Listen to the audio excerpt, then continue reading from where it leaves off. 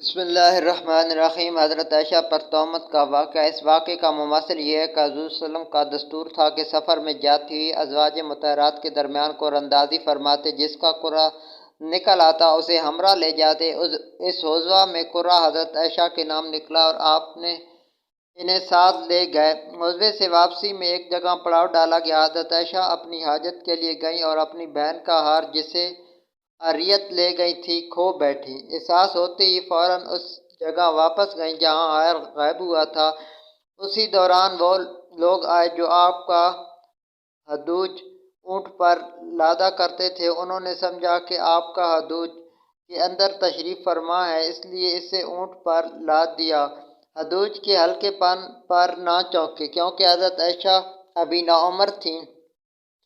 بدن موٹا اور بوجھل نہ تھا، نیز چونکہ کئی آدمیوں نے مل کر ہدوج اٹھایا تھا، اس لیے ابھی ہلکے پن پر تعجب نہ ہوا۔ اگر صرف ایک یا دو آدمی اٹھاتے تو انہیں ضرور محسوس ہو جاتا۔ بہرحال حضرت عائشہ ہار ڈھونڈ کر قیام گاہ پہنچی تو پورا لشکر جا چکا تھا اور میدان بالکل خالی پڑا تھا۔ نہ کوئی پکار کرنے والا تھا، نہ جواب دینے والا۔ وہ اس خیال سے وہاں بیٹھ گئیں کہ لوگ انہیں نہ پائیں تو پلٹ کر وہیں تلاش کرنے آئیں گے، لیکن اللہ اپنے امر پر غالب ہے، وہ بالائے عرش سے جو تدبیر چاہتا ہے کرتا ہے۔ چنانچہ حضرت عائشہ کی آنکھ لگ گئی اور وہ سو گئیں۔ ایک صحابی حضرت صفوان بن معطل سلمی گر پڑے کی خبر گیری کے لیے قافلہ کے پیچھے چلا کرتے تھے۔ تھوڑی دیر کے بعد وہاں سے گزرے۔ صبح کے ادھلکے میں انہوں نے دیکھا کہ کوئی پڑا سو رہا ہے۔ قریب آئے تو پہچان لیا کہ حضرت عائشہ ہیں، کیونکہ انہوں نے پردے کا حکم نازل ہونے سے پہلے بھی انہیں دیکھا تھا۔ حیران رہ گئے اور بلند آواز سے انا للہ و انا الیہ راجعون کہا۔ ان کی آواز سن کر حضرت عائشہ کی آنکھ کھلی۔ انہوں نے فوراً چہرہ چادر سے ڈھانپ لیا۔ حضرت صفوان نے اپنا اونٹ ان کے پاس لا کر بٹھا دیا اور خود ایک طرف ہو گئے۔ حضرت عائشہ اس طرح چادر میں لپٹی ہوئی سوار ہو گئیں۔ اب حضرت صفوان نے اونٹ کی لگام تھام کر تیزی کے ساتھ اسے دوڑایا اور دوپہر تک اپنی منزل پر لشکر سے جا ملا۔ انہیں اس کیفیت کے ساتھ آتا دیکھ کر مختلف لوگوں نے اپنے اپنے انداز پر تبصرہ کیا اور اللہ کے دشمن خبیث عبداللہ بن ابی کو بھڑاس نکالنے کا ایک اور موقع مل گیا۔ چنانچہ اس کے پہلو میں نفاق اور حسد کی جو چنگاری سلگ رہی تھی، اس نے اس کے کرب پناہ کو عیاں اور نمایاں کیا، یعنی بدکاری کی تہمت تراش کر کے واقعات کے تانے بانے بنانا، تہمت کے خاکے میں رنگ بھرنا اور اسے پھیلانا، بڑھانا اور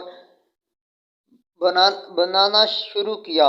اس کے ساتھی بھی اسی بات کو بنیاد بنا کر اس کا تقرب کرنے لگے، اور جب مدینہ آئے تو اس تہمت تراشوں نے خوب جم کر پراپگنڈا کیا۔ ادھر رسول صلی اللہ علیہ وسلم خاموش تھے، کچھ بول نہیں رہے تھے، لیکن جب لمبے عرصے تک وحی نہ آئی تو آپ نے حضرت عائشہ سے علیحدگی کے متعلق اپنے خاص صحابہ سے مشورہ کیا۔ حضرت علی نے صراحت کیے بغیر اشاروں میں مشورہ دیا کہ آپ ان سے علیحدگی اختیار کر کے کسی اور سے شادی کر لیں، لیکن حضرت اسامہ وغیرہ نے مشورہ دیا کہ آپ انہیں اپنی زوجیت میں برقرار رکھیں اور دشمنوں کی بات پر کان نہ دھریں۔ ادھر حضرت عائشہ کا حال یہ تھا کہ وہ حوضے سے واپس آتی ہی بیمار پڑ گئیں اور 1 مہینہ تک مسلسل بیمار رہیں۔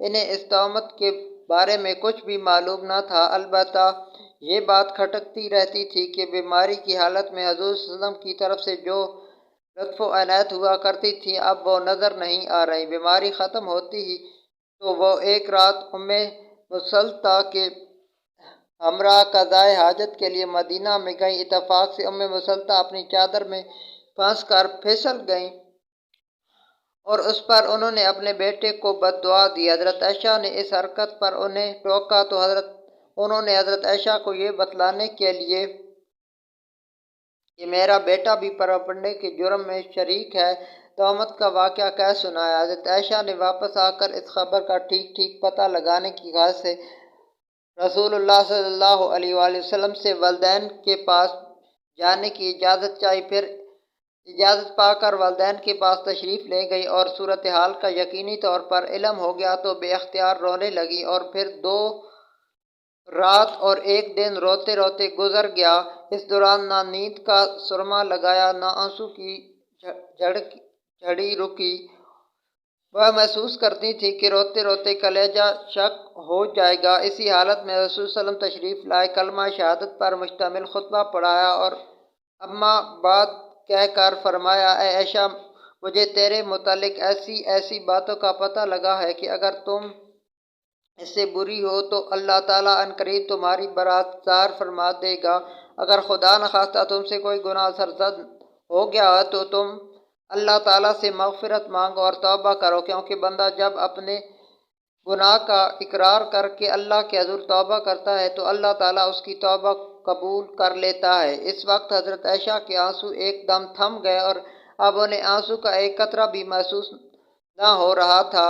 انہوں نے اپنے والدین سے کہا کہ وہ آپ کو جواب دیں، لیکن ان کی سمجھ میں نہیں آیا کہ کیا جواب دیں۔ اس کے بعد حضرت عائشہ نے خود ہی کہا: واللہ میں جانتی ہوں کہ یہ بات سنتے سنتے آپ لوگوں کے دلوں میں اچھی طرح بیٹھ گئی ہے اور آپ لوگوں نے اسے بالکل سچ سمجھ لیا ہے۔ اس لیے اب اگر میں یہ کہوں کہ میں بری ہوں اور اللہ خوب جانتا ہے کہ میں بری ہوں تو آپ لوگ میری بات سچ نہ سمجھیں گے۔ اگر میں کسی بات کا اعتراف کر لوں حالانکہ اللہ خوب جانتا ہے کہ میں اس سے بری ہوں تو آپ لوگ صحیح مان لیں گے۔ ایسی صورت میں واللہ میرے لیے اور آپ لوگوں کے لیے وہی مثال ہے جیسے حضرت یوسف علیہ السلام کے والدین نے کہا تھا کہ صبر ہی بہتر ہے، اور تم لوگ جو کچھ کہتے ہو اس پر اللہ کی مدد میرے لیے اور آپ لوگوں کے لیے وہی مثال ہے جو حضرت یوسف علیہ السلام کے والد نے کہا تھا کہ صبر ہی بہتر ہے، اور تم لوگ جو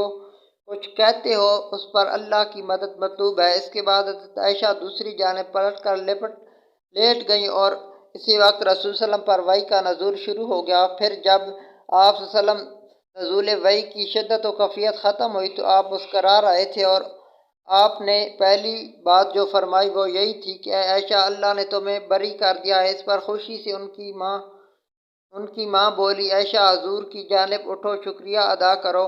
انہوں نے اپنے دامن کی برات اور رسول صلی اللہ علیہ وسلم کی محبت پر اعتقاد و وثوق کے سبب قدر نازل کے انداز میں کہا: واللہ میں تو ان کی طرف نہ اٹھوں گی اور صرف اللہ کی حمد کروں گی۔